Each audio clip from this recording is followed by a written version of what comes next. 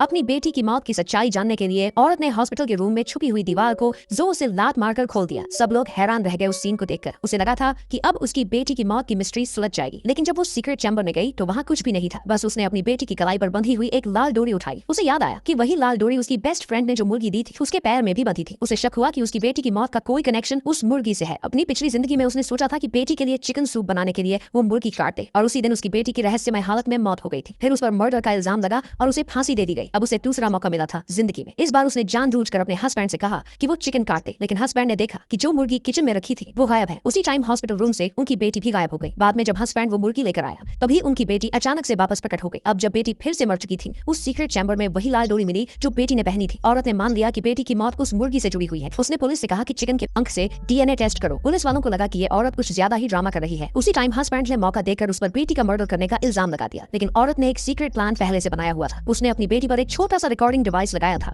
जो 3 घंटे तक सब कुछ रिकॉर्ड कर सकता था। पुलिस ने तुरंत हॉस्पिटल रूम की तलाशी ली। हस्बैंड और उसका आदमी बोले कि औरत बस बहाना बना रही है खुद को बचाने के लिए, लेकिन औरत ने अपना फोन चेक किया और देखा कि ट्रैकर अभी भी हॉस्पिटल रूम के अंदर एक्टिव है। फिर सब लोग उस बीप की आवाज को फॉलो करते हुए उस डिवाइस तक पहुंचे। अंत में ट्रैकर चिकन सूप के अंदर मिला, लेकिन वो वाटर डैमेज हो चुका था। जब तक उसे ठीक नहीं किया जाता पुलिस असली कातिल का पता नहीं लगा सकती थी। अभी कुछ नर्सेस अंदर आई और उन्होंने कहा कि उन्होंने अपनी आंखों से औरत को चाकू लेकर रूम में जाते देखा था। अब गवाह भी थे और सबूत भी, तो केस पूरा हो गया। पुलिस ने शुरू में यही माना कि औरत ही मर्डरर है, लेकिन औरत ने साफ इनकार कर दिया। उसे लगा सबूत ऐसे रखे गए हैं ताकि उसे फंसाया जा सके। सिर्फ उसका हस्बैंड ही नहीं, उसकी बेस्ट फ्रेंड भी यही कह रही थी कि वही कातिल है। इस हालत में औरत को पुराने पल याद आए। उसे याद आया कि उसे पहले से शक था कि उसके हस्बैंड और बेस्ट फ्रेंड के बीच कुछ ज्यादा नजदीकी है, लेकिन उसने कभी उन्हें एक्सपोज नहीं किया। अब उसे यकीन नहीं हो रहा था कि दोनों मिलकर उसे ही मर्डर साबित करने में लगे। औरत ने पॉइंट आउट किया कि जब उसकी बेटी की मौत हुई तब उसका हस्बैंड और बेस्ट फ्रेंड दोनों हॉस्पिटल में मौजूद थे, तो शक से वो भी बाहर नहीं हो सकते। जैसे ही पुलिस उस आदमी को थाने ले जाने वाली थी, बेस्ट फ्रेंड ने बीच में आकर सच्चाई बताने का दावा किया। उसने कहा कि औरत को मेंटल इलनेस है और इसलिए उसे याद नहीं कि उसने मर्डर किया। जब बेस्ट फ्रेंड ने उसके मेडिकल रिकॉर्ड पुलिस को दिखाए, औरत को यकीन नहीं हुआ। उसे लगा ये भी सब झूठा प्रूफ है ताकि उसे पागल साबित किया जा सके। अचानक उसकी बेटी की छोड़ी हुई एक चिट्ठी जमीन पर गिर पड़ी। उसमें लिखा था, मम्मी टाइम पर दवाई ले लेना, दिन में एक टैबलेट। लेकिन औरत को इन बातों से कोई धोखा नहीं हुआ। उसे पूरा यकीन था कि उसका हस्बैंड और बेस्ट फ्रेंड मिलकर उसे फंसा रहे हैं। तभी हॉस्पिटल रूम में उसकी बेटी की आवाज गूंज। औरत एकदम घबरा गई और डाउट में पड़ गई। हस्बैंड ने कहा कि वो हेलुसिनेट कर रही है क्योंकि किसी और ने वो आवाज नहीं सुनी, लेकिन औरत मानने को तैयार नहीं थी कि वो बीमार है। उसे शक था कि ये कोई प्री रिकॉर्डेड वॉइस है जो हस्बैंड ने पहले से रिकॉर्ड कर रखी थी